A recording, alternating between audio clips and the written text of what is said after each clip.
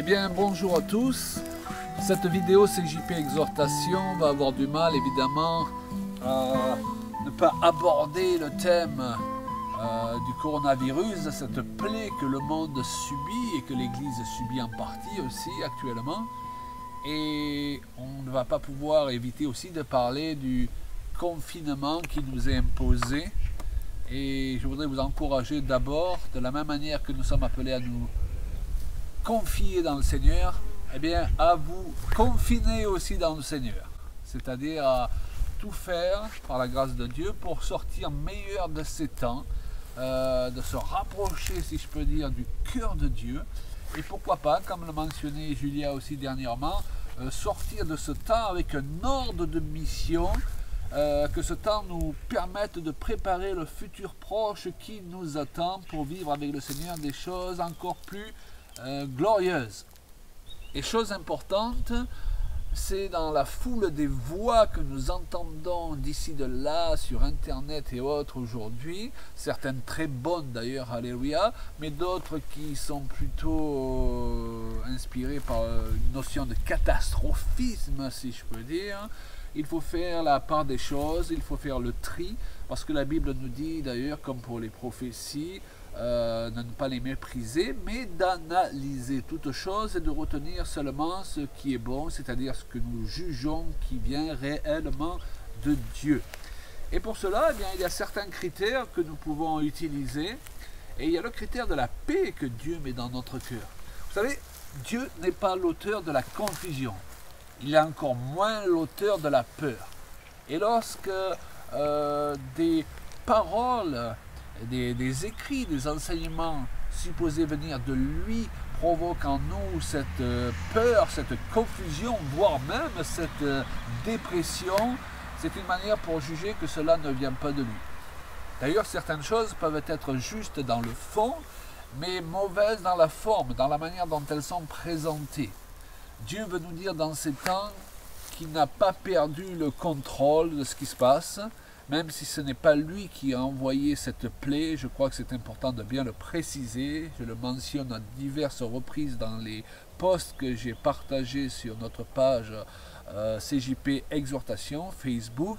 Ce n'est pas lui qui est la cause de ces choses-là, mais il a, par la capacité qu'il a de se soumettre à toutes choses, le pouvoir de transformer pour sa gloire cette situation et pour le bien de ses enfants. Et c'est ce que je crois fermement. Et toute parole qui va nous être donnée doit mettre l'accent sur cette réalité au lieu de nous donner l'impression que nous allons tous périr. Hein. Donc nous sommes loin de là, il y a des temps glorieux qui sont devant nous pour l'Église et c'est surtout cette chose-là que nous devons retenir.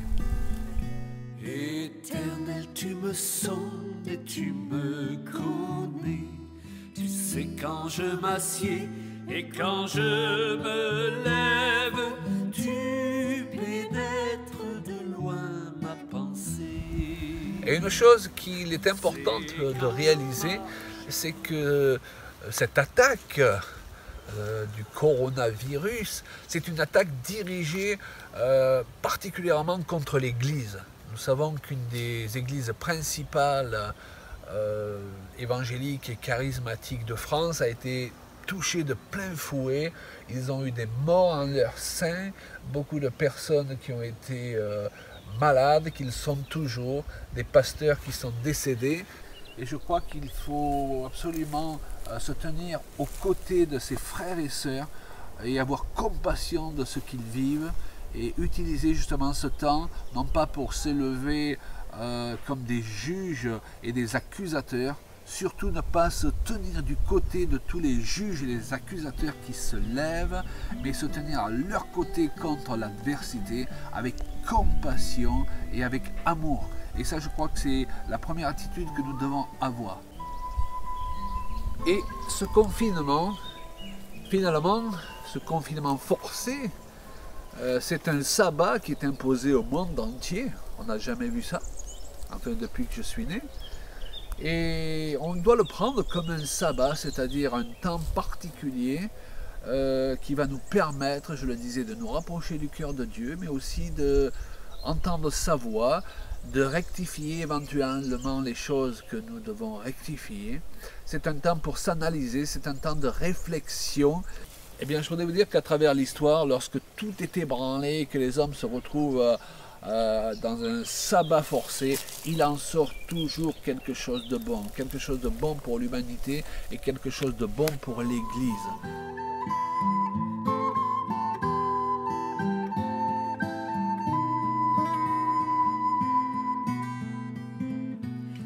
Éternel, tu me sondes et tu me connais. Et ce message est un message d'espoir, mais ce n'est pas parce que c'est un message d'espoir, un message positif qui veut voir prophétiquement à l'avance la gloire de Dieu, que cela signifie que nous devons être dans le déni par rapport à ce qui se passe.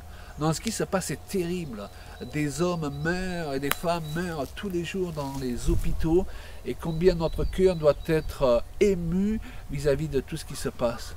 Nous voulons prier pour ce monde, nous voulons avoir compassion de ces hommes et de ces femmes, prier en leur faveur. Jésus les aime, le diable veut les détruire, mais nous pouvons marquer la différence en mettant nos cœurs en harmonie avec le cœur de Dieu. Et je me rappelle ce passage de l'Écriture qui dit que le cœur de Dieu est lourd à voir les âmes qu'il a créées périr de tous côtés. Et donc nous sommes appelés à nous tenir aux côtés de ce monde, d'intercéder pour lui. Nous sommes appelés à nous tenir aux côtés de l'Église, du corps de Christ, et particulièrement des églises qui ont été fortement éprouvées par la plaie qui a frappé les hommes. Et nous sommes appelés donc à ne pas perdre notre confinement et à nous confiner dans le Seigneur pour tirer de lui toutes les forces dont nous avons besoin et l'inspiration pour savoir comment prier et comment retourner la situation. Car je le crois, nous sommes les instruments qu'il a choisis aujourd'hui pour un temps comme celui-ci. Soyez richement bénis et à bientôt pour continuer certainement sur ce sujet. Quand je